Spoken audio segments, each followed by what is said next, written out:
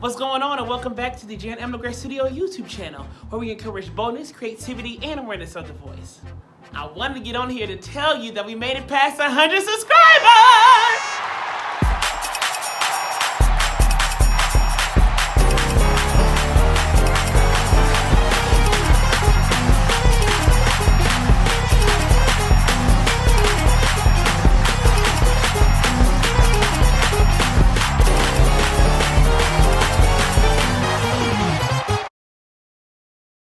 Sorry, y'all, I just got a little carried away. That's kind of what I do outside of teaching. So, I had to give God some praise.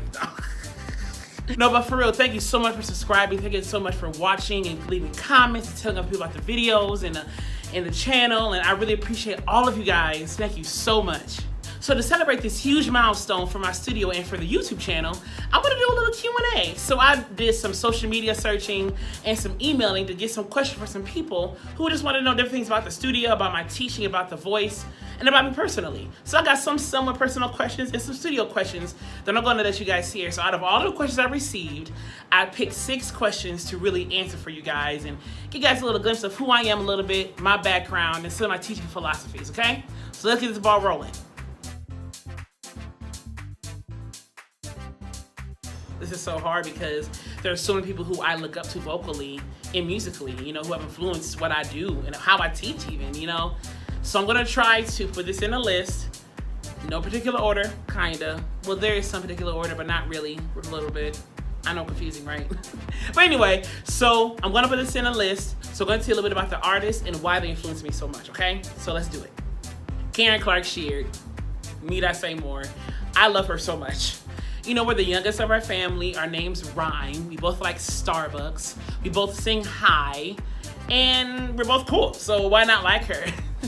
No, but seriously, for me, she's been one of the biggest influences vocally for me because she is such a powerhouse singer, and you feel what she's singing about. And I love her acrobatics. I love her riffs and runs, and I love her growls and everything. I love to do the kind of stuff. So I just look up to her because she does it so well.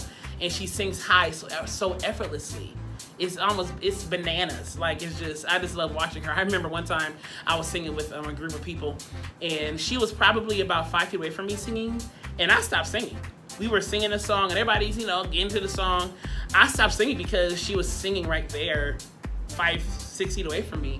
If I wanted to, I could reach out and touch the woman. I was so, starstruck because I look up to her so much vocally as an artist, I just love her so much. So Karen Clark Sheard is one. The Clark sisters, I know that I said, I know it was singular, but the Clark sisters generally, Dorinda, Jackie, Denise, Twinkie, all y'all, I love y'all so much. Y'all influence me so much. I love y'all so much. Lettucey, I love her dearly. Tweet, Lettucey and Tweet, also my top contenders. Woo! Ella Fitzgerald.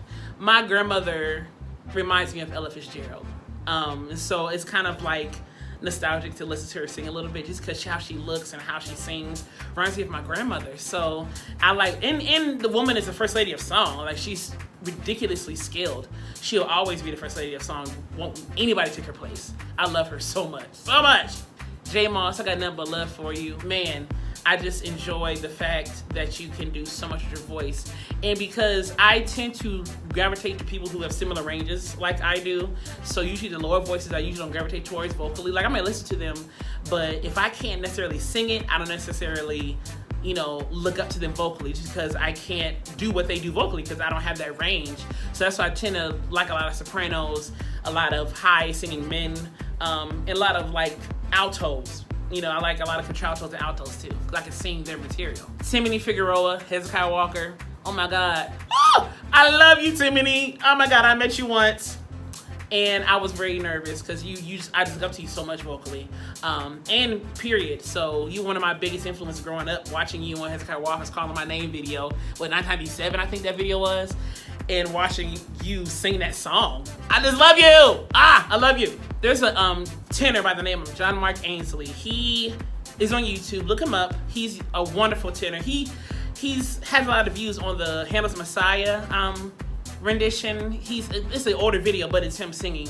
He has a beautiful tenor voice. If I could say any tenor influenced me, it would probably be him and Lawrence Brownlee.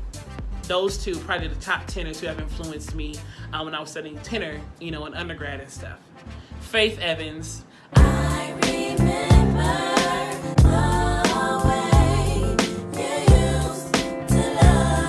man, oh my gosh, I remember my brothers playing that stuff when I was little, so she was some of the first singing I've heard, like, besides stuff that my parents played, was like my older brother playing Faith Evans and Brandy and stuff. So yeah, so Faith Evans, I always have a special place in my heart for you. You have a special place right on in here, my friend. Yummy Bingham, I love you. Man, I love Yummy Bingham. People sleep on Yummy Bingham for real. She can sing her tail off. And people sleep on her low key. But that's all right. I ain't sleeping on you, girl. I love you. Of course, Brandy. Like I said, Faith Evans and Brandy were kind of the people that my brother was listening to. We were younger. So, of course, Brandy had an influence on me. But the low key, my brothers and I was liking Brandy long before everybody else was. In our brains, we was. I know that's not the truth, but in our brains, we was. So, but yeah. So, Brandy, I love you. Wonderful, wonderful voice. The girl can sing, and she has so much control, just her riffs and runs, just like, yeah, And I don't solely base my vocal looking up to on riffs and runs only. There's so much more to the voice than just that. But, it's always fun to listen to, and to enjoy, So, yeah, I love Brandy so much. There's another French contralto by the name of Natalie Stutzman. She sings Urbain. There's a rendition of her singing that. And her voice is so rich and it's so low, but it's so powerful. I have a thing for contraltos. So like a lot of mezzos and contraltos, they just have such a lushness and a depth about their voice that other voices just don't have. Just so rich. Oh, I just love it. So yes, Natalie Stutzman, I love you. I love her voice. I love her voice. I'm probably pronouncing her name wrong. Hungarian mezzo soprano contralto Julia Hamari. I love her voice too. Another rich. You can feel her voice when she sings. She almost sings with trembling about her. I just love how she evokes the emotion in her singing. I love her. Miss Celine Dion. For all those times you stood by me. My mom loves you and so do I. But her voice is a flute. It is a flute. I don't know how she does it. And I love watching her warm up, like on YouTube, or like different things that I just kind of catch her doing stuff on. Like she does like these cool warm ups I just love doing and trying, because if Celine say they good, they good. Bottom line. Like her word is solid for me vocally. Bottom line. Lori Beachman. Oh, I love her voice because it's so unique and it was so powerful, and she can build up to the high notes and it was still big and carried and things like that. So I enjoyed the richness and the uniqueness of her voice, before she passed away some years ago. But I still listen to the Joseph and the Minutes of the Dreamcoat soundtrack with her on it. I just love her voice. I watch her on YouTube quite often. I post her on my Instagram quite often. I just love the richness of her voice, So yeah, I think that's it.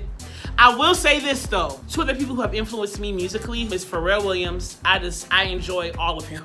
Like, I just enjoy him, who he's become as an artist, as a person. He just who he is, and I love that about him. And Missy Elliott, that one right there. I love her too. Man, I love me some Missy. So yeah, okay, I think that's it now. I'll move on to the next question, okay? Next question. To make a few long stories short, the reason why I chose to teach is because I wanted people to come to me and they could be who they wanted to be with me. Artistically, vocally, because I've been in situations with different teachers where I was not able to be who I wanted to be vocally and artistically because of whatever reason. So I wanted to be that teacher that people can come to say, hey, I want to sing death metal. Cool, let's do it. Hey, I want to sing this. Let's do it. I want to find ways for people to be who they want to be vocally and to enjoy their voice, because all these gifts that have been given to us are so unique. Why sound the same? Why do the same thing? And so I just want people to be who they are when they come to me. I want to be a place where people who don't have access to vocal knowledge can get it from somebody like me. Because some people, depending on the genre, or depending on their upbringing, or depending on whatever the case may be, they may not have as much access or as much knowledge may not be out for them to grasp to be a better singer, better speaker, better whatever. So I want to be that person to give them that knowledge, in the way that they can understand it, so that they can be the best singer they can be, and not hurt their voice and lose their voice every time they gotta sing or speak and things like that, So I just wanted to be the teacher who everybody can come to and be exactly who they wanted to be as an artist, and not feel like they have to sound a certain way or look a certain way or be a certain way. I'm just who I am as an artist, as a vocalist, and this is my voice, and I'm going to enjoy it. So yeah. I don't promote myself to be somebody who can make a bass a soprano or a soprano a tenor. That's not realistic because that's not your range. Because once again, I believe in enjoying the gift that has been given to you and not making you do something else that you're not meant to do. Now, can you increase your range? Yes. By being consistent in singing healthily, doing exercises and warm-ups and things like that, vocal leases. And there's also a concept that people forget that you can use to help sing high without straining yourself. And the word is called resonance. Basically, for this context, I'm going to say it's basically how the sound leaves the body. If you shape the sound a certain way, it can leave the body a certain way, and as a result, have you sing higher more efficiently without putting so much work here. You know, you put the work down in the body and kind of shift things up here. You can do a lot of other things that you may not thought you could do before because you have control over what's going on. Now, to get in depth with that, you got to sign up for a private session with me because that's a lot going on, so I don't want to get too far into it. But yes, you can increase your range, you know, a little bit, or a little bit more than a little bit, you know, can.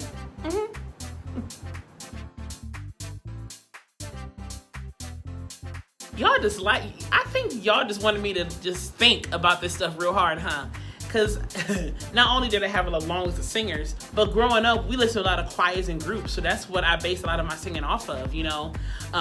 So I'll try to give another list of some groups and choirs and things that I, you know, tend to gravitate towards or look up to or just enjoy musically. But first, I gotta give a shout out to my people, the New Generation Chorale under the direction of Dr. Ricky Dillard. I love y'all, I love y'all, I love y'all. I sing alto in that group. I've been in that group for about 6 years now, and I enjoy it, you know, it's fun, you know, and I grew up listening to his music. You know, my first song I learned of his was, it was 2 songs. It was Hallelujah, Hallelujah, that song, and the More Abundantly, I give you I come to give you life, I come to give you joy. And, you know, those 2 songs. So those 2 songs I really learned of his first through a good friend of ours, my old babysitter, Clinton Allen. I love you, Clinton. But yeah, through that I learned his music, and then now to be able to sing with the man who influenced me, you know, so much in a choir setting, it's like, wow, like full circle, you know? So that's cool. So I love my New G fam, Team New G, Team Alto all day. Love y'all. Okay, so some other groups that I look up to vocally or that I enjoy musically. Clark Sisters, I know I said them before, but I'm gonna say them again because they're a group. So Twinkie, Dorinda, Denise, Jackie, Karen, I love y'all so much. Again, the Clark Sisters. Richard Smallwood's Vision. They are some of the most polished singers I've ever seen in my life. They don't sway much, they don't do much, but they stand there in that regalness and they just sing. And I love that. That's control. You don't have to do all them hooping and hollering and running around.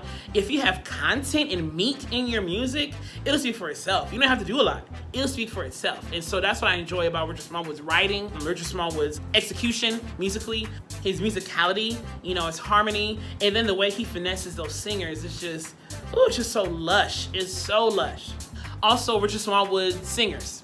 I love them too. They're before Vision, but they're just as good. You know, they have a richness about them too. They were so tight in their harmonies and in their inflection. It's not just about the harmonies. It's about how you put the whole thing together in terms of vowels, in terms of consonants, in terms of dynamics, all those things. And I'm going to talk about that a little later in another video. So keep an eye out for that. Another group, LA Mass Choir. Grew up singing their stuff, listen to their stuff. What's some, take up your cross and live for Jesus. If you're without, there is no reason. Read your word and live for Jesus. Then you can have. Was it? You can have eternal. I love it. I love it. So LA Mass Choir, I listen to y'all stuff all the time, even the 80s stuff, all that stuff. I listen to it. I just love it. Songs of Blackness. I love y'all so much. I low-key wanted to be a part of Songs of Blackness when I was younger. I actually sent a letter. I remember sending a letter to them. I was 8 years old. I sent a letter to them asking to be a part. I haven't heard from them just yet, but I'm keeping hope alive. I may send another letter now that I'm a little older. Maybe they'll accept me in there. I know you know they accept people in the area that they are rooted in, but you know, You never know till you try, right? Donald Lawrence's groups, Tri-City Singers, Company, all those people.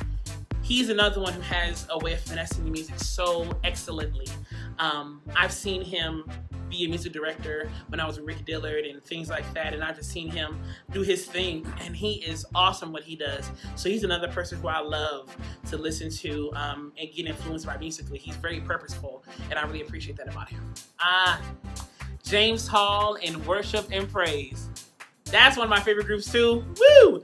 I want to be part of this group too. I want to be out in this group, so maybe one day I'll send a letter to them or maybe send a video. No, but for real, I love the classical influence, the jazz influence, but the gospel infusion of it all. People sleep on him a lot because they think his stuff either complex or it's a little off center. No. That stuff is good. Look him up, listen to his stuff. I appreciate his musicality so much. And I love that big vibrato. I love all of that stuff. I want a yes. Oh, yes. Like, that's it. I love that stuff. Like, I want to sing it. I love it. Another group is attached to James Hall, the Voices of Citadel from his church choir. I love them too. Shout outs to y'all. Ty Tribbett's Greater Anointing. Victory, was it? No Way. Oh my gosh, all them songs. He has made me glad. He has made me glad. I love that group, man. They sounded so good, and they really had a powerful anointing about them too. I love them. Love that group. Take Six, another influential group. You would listen to them when I was 4, 5, 6 years old. I'm on my way to Canaan land. I'm on my way to Canaan land. Yep, another group we listened to growing up. We love that group. My brother loves y'all too. He loves Take Six. I grew up singing at the house. My parents sing, my brothers all sing. My mom is a wonderful soprano. My dad is a very strong baritone tenor. My brothers, one is a good tenor, one is a solid baritone. And I'm kind of like an alto soprano. So us singing together always worked because we had all 3 parts figured out already for the most part, And we're called the LaGreer Brothers, The last time we recorded was 2006. So I want y'all to push my brothers to record something else with me, right? I think it's time. It's been almost like 13 years at this point. It's time. My mother's mother could sing very well. She passed away when I was 5 in 1993. But my brothers and I honor her name by established foundation in her honor called the Flacida Bass Foundation for the Arts, where we give money to students of color pursuing the arts collegiately. So that's dance, drama, voice, visual art, writing, anything that is artistically based. We try to give money, book scholarship, things like that, to fund students of color pursuing the arts collegiately. My mother's father can sing very well. He's a baritone. My mom's siblings can sing. My dad's siblings can sing. My cousins can sing. So it's we all just kind of sing. We're just a singing family. I also grew up singing in church, I started singing when I was 3 in the children's choir. Shout out to Future Hope. I love y'all. I miss all y'all. They have a special place in my heart because, I grew up singing with them, and no matter how far we go, we family. Okay? But yeah, so I grew up singing at church. I then went to a middle school for performing arts, did vocal there. Went to high school performing arts, did vocal there. Between the 2 schools, oh my gosh, I was jacking into the woods, Linus to be the musical. I was in the children's choir several times for Joseph and Annie Mae's Technicolor Dreamcoat. By the way, one of my life's goals is to be the narrator for that show. That's not weird. Don't say it's weird. It's not weird. It's gender bending. It is very common nowadays, so don't tell me it's weird. But yeah, I want to be the narrator for that show really bad. Really bad. I just love A Pharaoh's Story. I love that song. So I'm going to sing it. I just like that song. Maybe I have to do a cover of it. But I do be a narrator. I do like her whole role. And I can sing the notes. I can sing the stuff, so why not, I was also in a Radio City Rockettes, Christmas Spectacular. I was a Steal Away Home. I was a soloist for Conjunction Junction and Schoolhouse Rock, Symphonic Choir, Vocal Jazz. So I had a lot of musical backgrounds besides just church. I got in musical theater in high school and middle school. I then left high school, went to the University of Akron, where I pursued voice after I did PR graphic design, and communications. All of those were a big fail. So I ended up going back for voice, graduated with my Bachelor of Arts in Voice. After that, taught at a few private institutions for a year, get some experience. It was during grad school that I actually started up the studio. I would go to practice rooms at people's dorms and things like that, or like in common areas, and give many voice lessons to people in Columbus, So I kind of started the studio in 2013 while I was in grad school, which is kind of a cool part of my story. So yeah, after grad school, I taught high school music for a year in Cleveland, Ohio. I miss those kids so much. And then I decided to pursue my doctorate, but due to unforeseen circumstances, the doctorate didn't work out. I was accepted in a role, but just didn't work out for me. But that closed door led to the dream job that I love, that I am still at today. I now serve as a professor at Point Break University, where I teach private voice musical theater majors. I love it there, and I love my students. Shout outs to y'all. I love y'all. So that's a little bit of my background. I have also completed about 2 years of coursework in communication sciences and disorders from the University of Wisconsin, Eau Claire, through their online program. So I have some experience in speech science, hearing science, things like that as well. So that's about my background and what I do and where I got today. I've done presentations about my gospel music research and gospel voice research at a few conferences and institutions. And so I also do workshops and seminars and things like that of singing and voice use as it pertains to like urban music, gospel music, musical theater, and the like.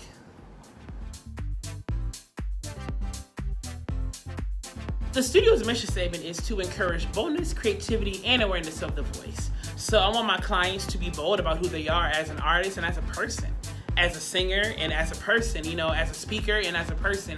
I don't want them to feel like they have to be anybody else or do anything else. Be exactly who they are and be bold about it. Be strong in who you are as an artist and as a singer, a speaker, and as a person. I want my clients to enjoy what they have. Be creative with it.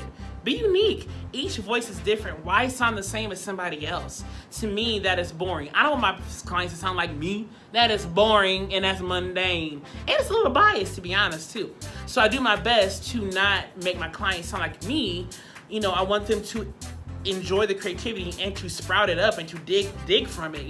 If I give them all the riffs and runs to do, they're gonna sound like me because that's how I think. But if I give them the tools and the technique and the whereabouts to pull it out for themselves, they'll discover a lot more about their own voice than they would rather if they just replicated what I did, And I want my clients to have a vocal technique that they can use and they can use purposefully. I don't want them to just say, oh, this is the way I was told to do it. Why are you told to do it this way? Why do you do that? I believe in giving all my clients whatever tools that they want and whatever tools they need. And of course, the tools that I think are best for them too. I don't just leave them, on an island and say, go for it. Of course, as a guide and teacher, I give them what I think is best for them too. But it's still their career, it's still their voice, it's still their artistry. So I don't want to take that away from them just because I want them to make sure they do a certain thing a certain way. I believe that there are ways to do what you want to do healthily. You just got to find the way. And I may not know the way, but we're going to find it. If I don't know how to do it, I'll try to find a way to make it happen or research on my end to come back to you and say, hey, you can do it like this. Have you tried this? And it's trial and error. A lot of times, teachers don't want to tell you this, but it's trial and error sometimes with teaching voice because what worked for one may not work for the other. Though the what worked for the one was awesome and it was like a light bulb moment, the other one, it may not work as much. So you have to try different things. I tell my clients all the time, I'm gonna try to see if this works. Let's see if it works, see how it feels, see if this is what you want, see if this is what is healthy for you. Because I believe in giving my clients a solid vocal, acoustic, and kinesthetic technique that they can take on the road, take to their church, take to the stage, take to TV, take to radio, whatever they're doing, let them do it efficiently. So I hope you all enjoyed a little bit about me in the studio and a little bit about what I do. So if you haven't subscribed already, since I'm over 100, let's just keep the ball rolling and subscribe by clicking that subscribe button down below and put the alert button on so you know when I post the next video. I'll be posting some more again, so just be on alert, be on the lookout, okay? Now before I go, I want to encourage you once again to be vocally bold, vocally creative, and vocally aware, but most of all, be vocally you. All right, y'all. Thank you so much, and I'll see y'all next time.